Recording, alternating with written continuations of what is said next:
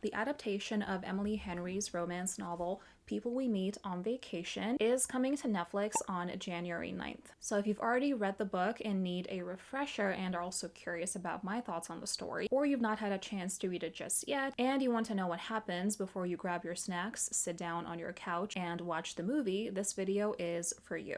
This video will contain book spoilers, so click off if you don't want to be spoiled, and feel free to come back whenever you're ready.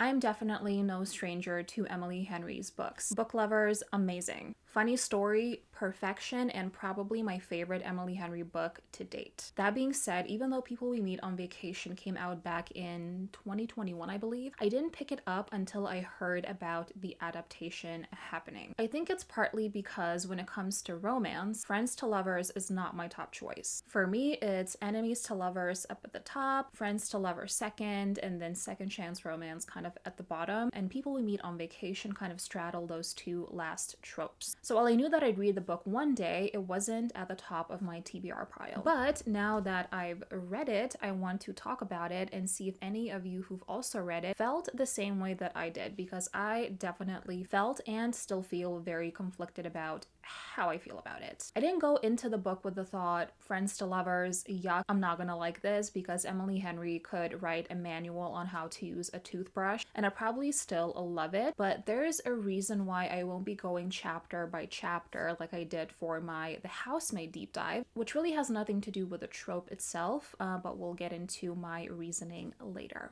What is People We Meet on Vacation about? Did the story work for me? And do I think it will make a good adaptation? So, People Meet on Vacation follows two best friends, Poppy and Alex. The story is told from a single POV, Poppy's, but we do get alternating timelines, which could be a plus in some stories, but I felt like it was definitely a drawback in this one. Early in the story, we learned that Poppy and Alex have not been in touch for 2 whole years, even though we do know at this point that they are just the bestest friends and pretty much soulmates. Since they had a tradition to take a summer vacation every single year, in the present timeline, Poppy devises a plan to cajole Alex into coming on one more summer vacay in the hopes that they can repair their friendship and potentially work through this big event that led to their fallout 2 years ago. As the story continues, we start to flash back to their 10 previous vacations, and yes, 10 whole vacations, each taking about a chapter. Each of these previous vacations are meant to show the growth and the development of Poppy and Alex's friendship, and it gradually turning from just friendship into romantic love, but also to highlight their individual lives and goals becoming more and more different to the point where them ending up together just seems less and less likely. Before we talk about the plot, let's meet our protagonists. Alex and Poppy are both from the same town of Linfield, Ohio, though they are from different sides of town, which I feel like was Emily Henry's way of highlighting their opposing personalities and overall views on life. Even though they're aware of each other, they only officially meet when they're both attending the University of Chicago as freshmen. If I had to describe Poppy in a few words, I'd probably go with quirky and not like other girls, and that's not a compliment, though she does seem to mean well, but it's her deep-set insecurities that sometimes make her act in these spontaneous and rash ways. Poppy comes from a loving, though somewhat chaotic family. I don't know why, but I visualized her parents as more colorful and cheerful Morticia and Gomez Adams. She describes them as eccentric and the house as cluttered and full of random trinkets, which sounds fun to me, but seems like a complete embarrassment to Poppy. Actually, multiple times throughout the book, Poppy says that she is embarrassed of her house, but that the embarrassment she feels makes her feel guilty because she does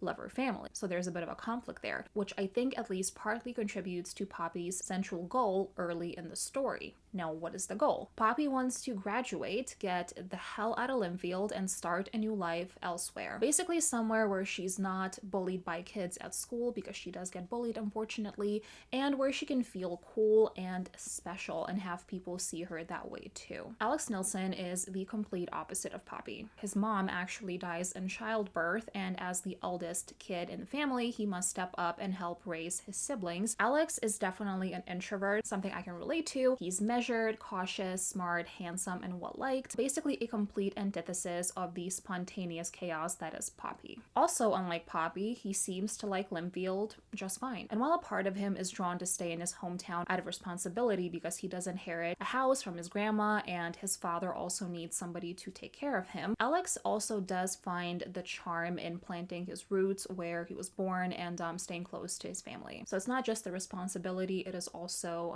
Alex's preference. Now, in present day, Poppy is a college dropout who's now living in New York City and working as a travel writer for a travel and lifestyle magazine called Rest and Relaxation. Kind of on the nose, but I guess if it works, it works. The job has allowed Poppy to live the life she's always wanted. She's been taking these luxurious, all paid for vacations all over the world. She's met people from all walks of life, and she's gotten to feel and be perceived as cool and special as well, exactly like she wanted. Things are amazing, Poppy is happy, so we can just end the story, right? Well, not exactly. See, Poppy is completely burnt out. I guess that's maybe too general of a term because there are much deeper issues at play, but basically Poppy is like the character in Britney Spears' Lucky video. If there's nothing missing in her life, then why do the tears come at night? That's pretty much Poppy's state of mind in this current point. One day, after confessing to her coworker and social media influencer friend that she is feeling uninspired at work, she winds up randomly texting Alex. And again, it's been 2 years of not communicating much. She's not expecting much as a result, but when he texts her back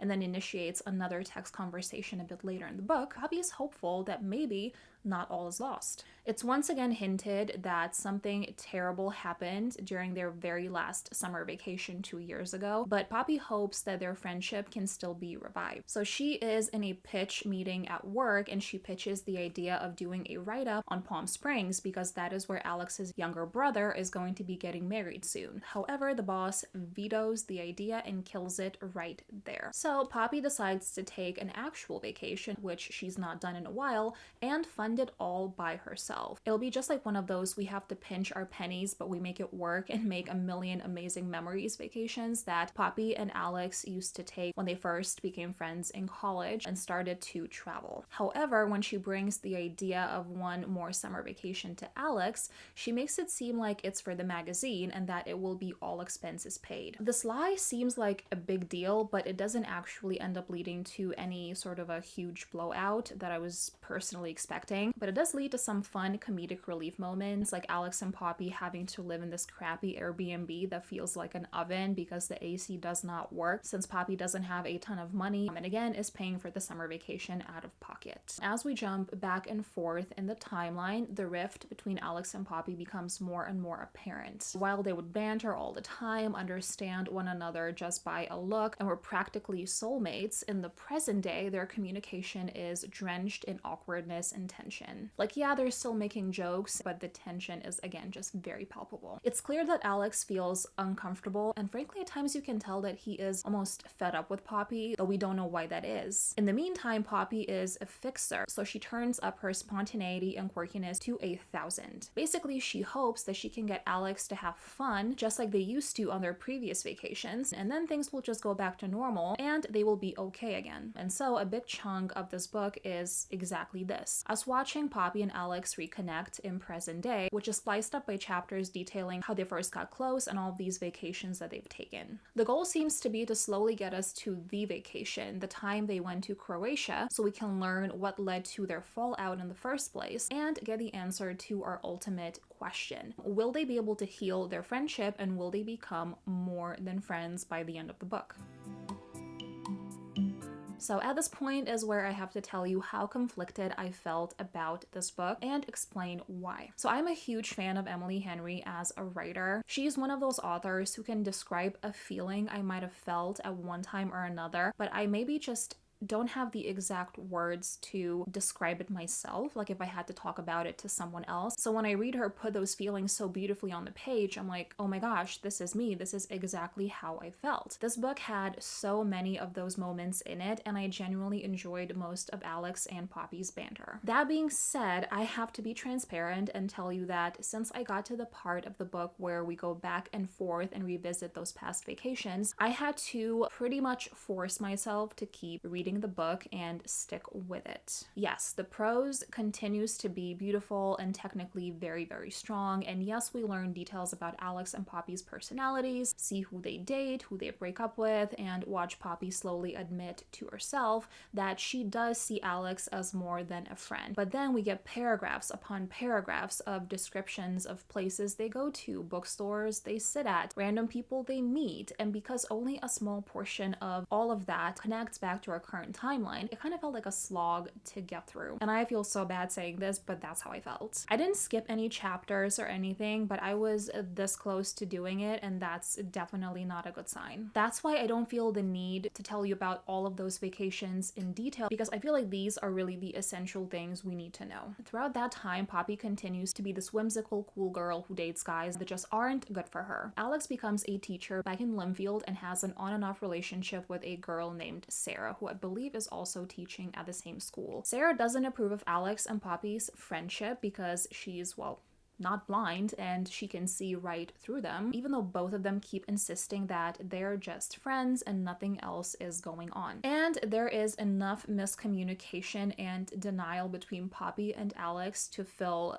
I don't know, the Atlantic Ocean, the whole world. There's a ton of it, and if you don't love miscommunication in your romance books, you're probably gonna have a very, very tough time. So, after chapters and chapters about their vacations to New Orleans, to Tuscany, to San Francisco, just to name a few, because again, there's 10 of them, and seeing them get over their awkwardness and find their spark in the present timeline, we finally get our answer. So, what happened in Croatia 2 years ago? And the reveal is exactly what I expected since I started reading the book. Even though Poppy keeps on trying to convince herself that she and Alex are not meant to be together because they're just total opposites and they just don't fit or make sense together, slowly she realizes that she is in fact in love with him. Then, because Poppy is basically allergic to commitment, which is probably why she's been dating guys who she knew wouldn't commit to her in the end, well, not fully anyway, and she's afraid of someone truly seeing the real her and potentially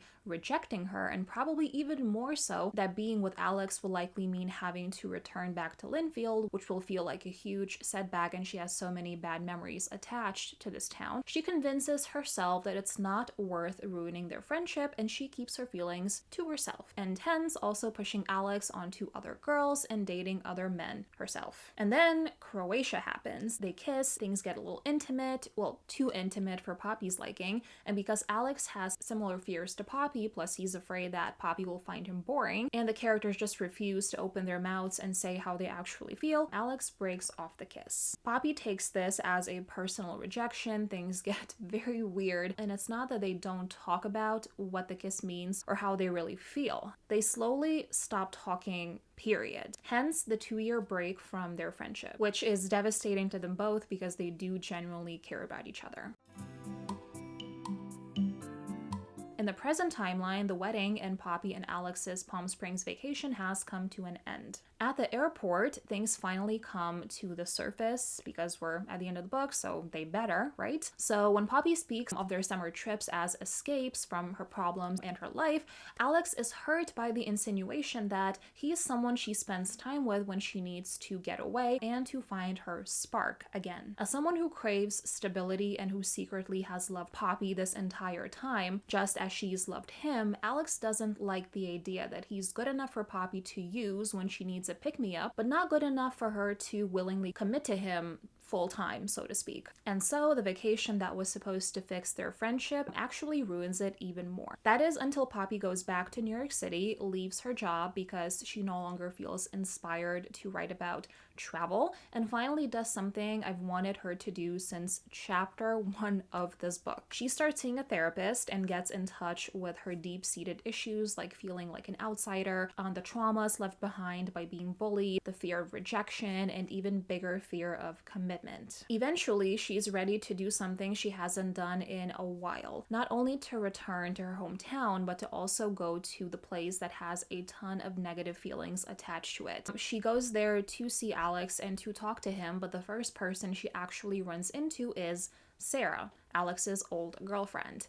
Even though Sarah is portrayed as a bit of a villain throughout the book, mostly because she breaks Alex's heart and we see her through Poppy's POV, and Poppy is not a big fan of Sarah's, we finally get Sarah's true perspective in her own words. Even though Poppy has occupied a space of a best friend in Alex's life, Sarah could always tell that Alex and Poppy's feelings ran so much deeper than that. By not admitting it and just getting together, or choosing to pull away and getting out of Alex's life completely so he could truly emotionally commit to Sarah, Poppy constantly threatened Sarah's relationship, or at least that's how Sarah felt, even though she wasn't even physically around, because they would, again, essentially meet once a year and go on those vacations together. Basically, Poppy has been like a ghost in their relationship, even though she's never thought of it that way, because I feel like Poppy's so busy trying to be cool that she doesn't really look into things deeply. Poppy sees Sarah's point and does apologize, which finally shows some much needed growth on Poppy's part. Eventually, Poppy and Alex meet face to face. Alex admits that he's afraid of losing Poppy,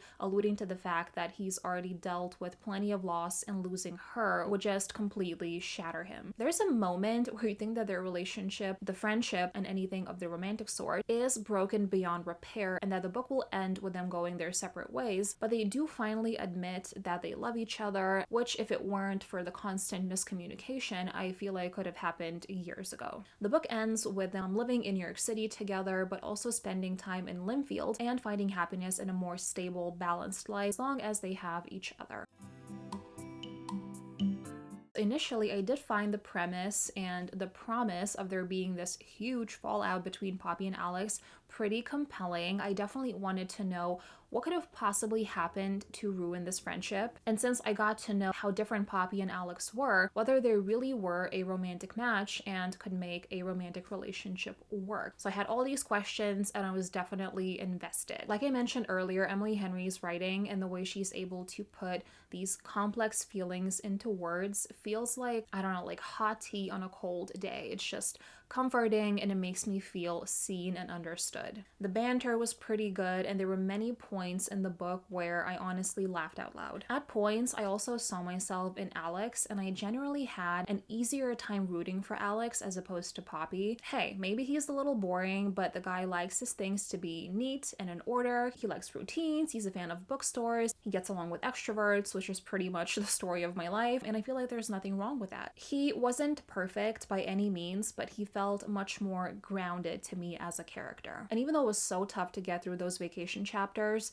there were definitely a lot of cute scenes within them that showed why Poppy and Alex just made sense as friends. There were a lot of things about the plot and the characters that made me, and honestly still make me, feel very conflicted about how I feel about the book. First of all, Poppy. Over the course of the book, I got to know her and I could see what sort of traumas were driving some of her behavior. That being said, I didn't always have a super fun time being in Poppy's POV all the time, which this book is, again, told from Poppy's POV, so we're in Poppy's head all the frickin' time. And that is mostly because she would go into her quirky persona anytime a very serious topic came up, and she would just deflect. Right as she was inches away from tackling something important or getting into the will they won't they, Poppy would just get this spontaneous idea, make a quirky comment, and weasel her way out of having a meaningful, thoughtful, and deep conversation. I could feel Alex getting tired of it, and honestly, I was right there with him. For as much as Poppy cares about Alex, and you can tell that she does, and they do seem like soulmates, there were multiple instances where Poppy was honestly kind of selfish, inconsiderate, and kind of rude to Alex for, well, seemingly no reason. One thing that really grinded my gears, as an example, was the part where, I think it was early in the book, where Poppy says that sometimes Alex tells her something multiple times, but she basically finds it boring, so she tunes him out. She's not actively listening. And maybe this is my personal qualm, because I try really hard to remember things about other people that they tell me about themselves, their personalities, their interests, likes and dislikes, and stuff like that. And one of my biggest pet peeves is when I tell people something about myself and they don't really take the time to remember it. After having Poppy confess this, I was giving her the side eye this entire time. Also, Poppy's behavior read as, "I'm so fun and so unpredictable uncomfortable that I can't sit still for 5 minutes and listen to these boring things that that are just coming out of your mouth. So let's do something wild and crazy that the boring people back home would never do because, I'm Poppy and I'm fun and I'm whimsical. And like, yeah, that's fun and that can be your personality, but I feel like it was Poppy's way of, again, just deflecting. She seems to be at least a little self-aware, which then makes these qualities come off as deliberate and makes her come off as even less likable. Whenever Alex and Poppy were in the same scene and her quirkiness was starting to just get completely out of control, at least I had Alex there to save the day, so to speak, and to ground the scenes. Such a big part of these books is taken up by descriptions of their previous vacations, but not all of that content drives the story that's happening in the present timeline forward. So I often found myself thinking, do I really need to know this? And is it going to become important later? And honestly, most of the time it wouldn't. This affected the pacing for me, and it made it pretty hard to get through the book overall, which again, as somebody who loves to read, is just not a good feeling to have as you're, trying to actively become invested in the story. The big reason why Alex and Poppy's friendship ended makes sense, but for how Poppy builds it up in the book to be something huge, it was actually pretty predictable. There's a pretty heavy scene in the book actually where Poppy thinks that she might be pregnant. She panics and she calls Alex to help her mentally work through it. Poppy ends up not being pregnant after all, but I kind of wish the author would have combined that scene and the big reveal, the big fight scene, into one scene and have this be the big friendship breakup, especially because we later learn that this event, in addition to his own mother dying at childbirth, influenced Alex to have a vasectomy, which seemed like a pretty big revelation at that point in the story. Speaking of the vasectomy, I like that we see Alex have this choice and make it. We're all about having agency on this channel, so that's great to see in our literature, especially because he has a legitimate reason to not want to get a woman pregnant at this point. But this big reveal doesn't get as much page time as I felt like it should have, for it being such a complex topic and such an important decision in Alex's life. It's mentioned, it's there, and then we kind of just move on. There's also the fact that not all vasectomies are reversible, something I found out after doing a quick Google search, because Alex makes it seem like it's no big deal and that he can quickly reverse it with no negative side effects, and I was like, I don't think that's actually so simple. So I looked into it and then I learned that yeah, it could be simple, but at the same time, it could not be so simple. So while Poppy doesn't express wanting to have kids and what happens when that happens after the book ends, introducing a plot point that could have an effect on their future life together, but not digging deeper into what that could actually mean and how Poppy feels about it seemed like kind of like a lost opportunity, to be honest. But my biggest qualm with the story, aside from the pacing and the many trip descriptions, was that I never truly felt the romantic chemistry between Alex